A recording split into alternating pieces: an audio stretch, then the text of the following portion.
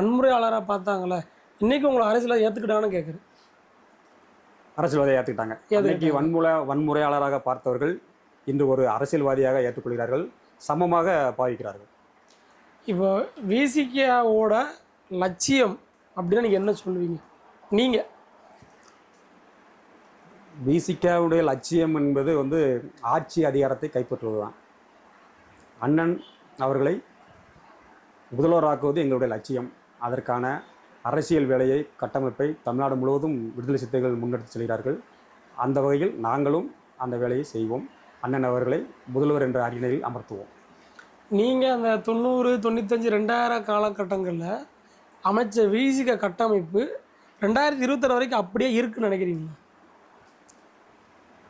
அந்த காலகட்டத்தில் இருந்த தோழர்கள் உண்மையாக ஒரு சமுதாய உணர்வோடு வந்த தோழர்கள், எந்த சூழ்நிலையிலையும் சிறை செல்லவும் தயார் என்ற சூழ்நிலையில் வந்த தோழர்கள். இன்றைக்கெல்லாம் அவங்க இருக்கிறாங்க, அவங்க குடும்பம் அப்படிங்கிற மாதிரி ஒதுங்கி, ஆனால் விசிகாவே இருக்கிறாங்க.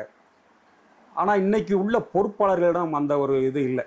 அது ஏன்னா இப்போ அரசியல் பண்ணுறாங்க. சமுதாய ஒரு சிந்தனை இல்லாமல் அரசியல் இப்போ உள்ள விசிகா பண்ணுகிறது. இப்போ விசிகா தலைவர் திருமாவளவன் மீது இந்த சமூகமே ஒரு குற்றச்சாட்டு வைக்கி என்ன அப்படின்னா, என்ன பிரச்சனை இந்த பட்டியலின மக்கள் நடந்தாலும் இவர் போராட்டம் பண்ணுறாரு, மேடை பேச்சு பேசுகிறாரு, ஆனால் களப்பணி செய்யலை அப்படிங்கிற மாதிரி ஒரு கருத்து பரவுது தென் தமிழகத்தில். அதை எப்படி நீங்கள் பார்க்குறீங்க? அண்ணன் போராட்டம் தீர்வாகாது. எந்த ஒரு பிரச்சனைக்கும் வன்முறை தீர்வு கிடையாது. அதை தெளிவாக அண்ணன் சொல்கிறாரு. இப்போ உள்ள திருமா 90 காலகட்டத்தில் இருக்கக்கூடிய தொல் திருமா வன்முறையாளர். இப்போ இருப்பவர் புரட்சியாளர் அம்பேத்கர் வழிவந்த ஒரு பொறுப்பாளர். அதனால் மக்களை பொருளாதார ரீதியாக அரசியல் படுத்தி அவருடைய கல்வியை மேம்படுத்த வேண்டும் என்ற ஒரே நோக்கத்தோடு அவருடைய வாழ்க்கையை சீரமைக்க வேண்டும் என்பதற்காகவே அவர் இது போன்ற காரியங்கள் செய்கிறார். அப்போ ஒரு கல்வி அறிவு சரியாக புகட்டப்பட்டுச்சு அப்படின்னா இந்த பிரச்சனைலாம் வராதுன்னு நினைக்கிறீங்களா? ஆமாம், ஒரு சமுதாயம் கல்வியில் முன்னேறினாலே எந்த ஒரு பிரச்சனைக்கும் வாய்ப்பே இல்லை. இதை நம்ம கடந்த காலகட்டங்களையும் பார்த்துருக்குறோம், நடைமுறையிலையும் பார்த்துட்டு வரோம். கல்வியால் ஒரு முன்னேற்றம் அடைந்த சமூகத்தில் எந்த ஒரு ஏற்றத்தாழ்வும் பெறுவாது. மற்ற சமுதாயமும் அவர்களை சமமாக மதிப்பார்கள். 234 தொகுதிக்கும் ஒரு மாவட்ட செயலாளர், இது எந்த கட்சியும் செய்யாத ஒரு பணி. அது எப்படி பார்க்குறீங்க விசிகாவில்? அது அண்ணன் திருமாவூருக்கே சாத்தியம். அவருடைய அறிவு நிறையா ஒரு களப்பணிங்கிறது குறுகிய இடத்துல தான் நம்ம செய்ய முடியும். ஒரு மாவட்டத்துக்கு ஒரு நிர்வாகி அப்படின்னா அவங்க எல்லா கிராமத்துக்கும் போக முடியாது.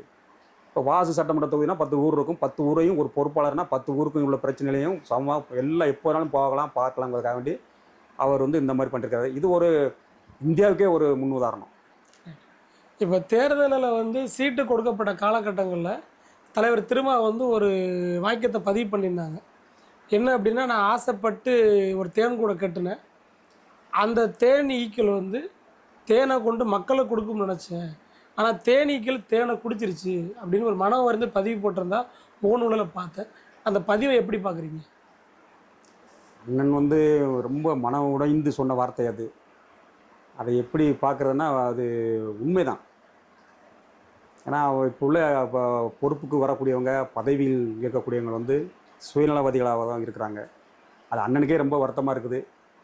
எல்லாரையும் சொல்லலை, சில பேர் அந்த மாதிரி இருக்கிறனால தான் அண்ணன் ரொம்ப வருத்தப்படுறாரு. அவருக்கே தெரியும் யாருங்கிறது.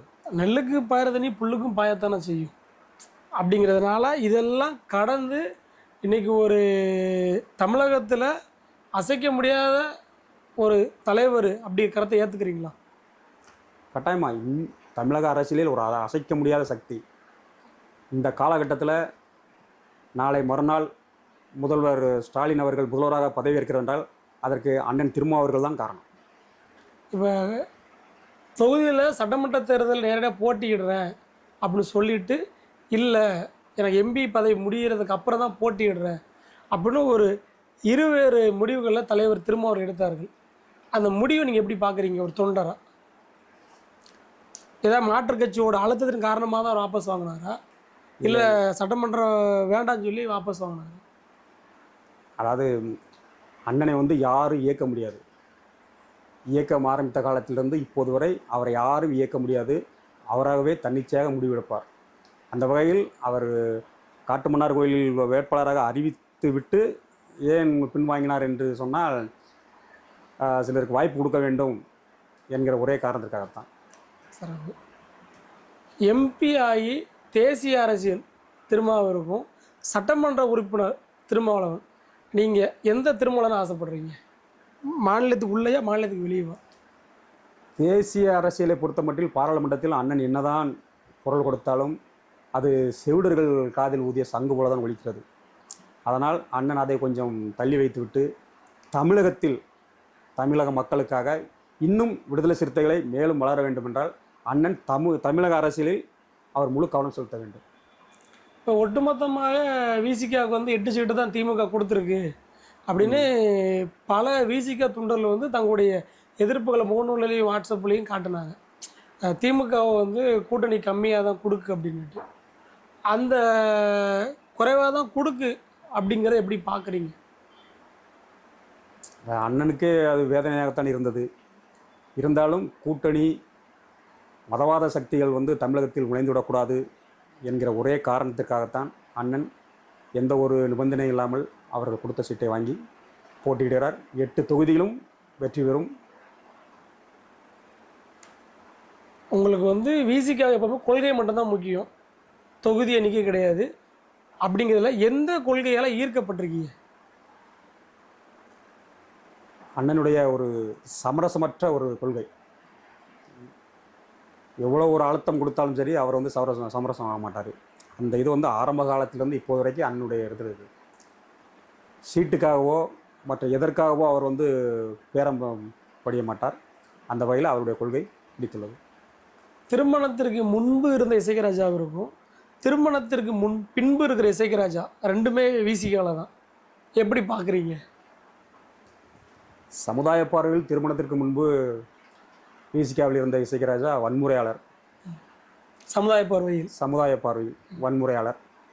தற்போது இருக்க இசைக்கராஜா விடுதலை சிறுத்தை கட்சியினுடைய அரசியல் ஐக்கிய பேரவையில் இருக்கிறதுனால பொறுப்புகளுக்காக போராடக்கூடியவர். ஆனால் எதையும் சமரசமாக மாட்டேன். எப்படி இப்படி ஒரு எப்போ பார்த்தாலும் வாக்கரிசி போட்டு ஜெயிலுக்கு போகிற ஒரு மனுஷன் கூட எப்படி உங்கள் மனைவி கல்யாணம் முடித்து வாழ்ந்து ஏற்றுக்கிட்டாங்க? என்னுடைய சூழ்நிலை வந்து அந்த காலகட்டத்தில் தெரியும். நான் ஒரு படிச்சுட்டு வேலை இல்லாமல் இருந்த காலகட்டத்தில் அம்பேத்கர் நற்பணி மன்றம் வச்சு இலவச டியூஷன் நடத்தி இந்த மக்களுக்கு நன்மை செய்யக்கூடியவன் தான் நான். வன்முறையாளருங்கிறது வந்து மற்றவருடைய பார்வையில் நான் வன்முறையாளர். என் சமுதாயத்தின் பார்வையில் வந்து ஒரு சமூக சேவகர் தான் அந்த காலகட்டத்திலேயே. இதை வந்து வீட்டுக்கும் தெரியும். நான் வன்முறையாளர் இல்லை, ஒரு சமுதாயத்துக்காக சமரசம் இல்லாமல் சமுதாயத்துக்காக இவன் வந்து எதிர்த்து குரல் கொடுக்கக்கூடியவன் அப்படிங்கிறதுனால என்னை வந்து அவங்க ஏற்றுக்கிட்டாங்க. இருந்தாலுமே ஒரு மனைவி அப்படின்னா நம்ம கணவர் 9 மணிக்கு வெளியே போகணும், 5 மணிக்கு வீட்டுக்கு வந்துடணும், எல்லாருமே ஆசைப்படுவாங்க. அப்போ 90-95 காலகட்டங்களில் நீங்கள் வீட்டுக்கு போயிட்டு எப்போ வீட்டுக்கு வருவீங்க அப்படின்னு உங்களால் மனைவி ஓரளவு பாதிக்கப்பட்டிருப்பாங்களே. எப்போ உங்களை வந்து விசிகா உங்கள் மனைவி ஏற்றுக்கிட்டாங்க?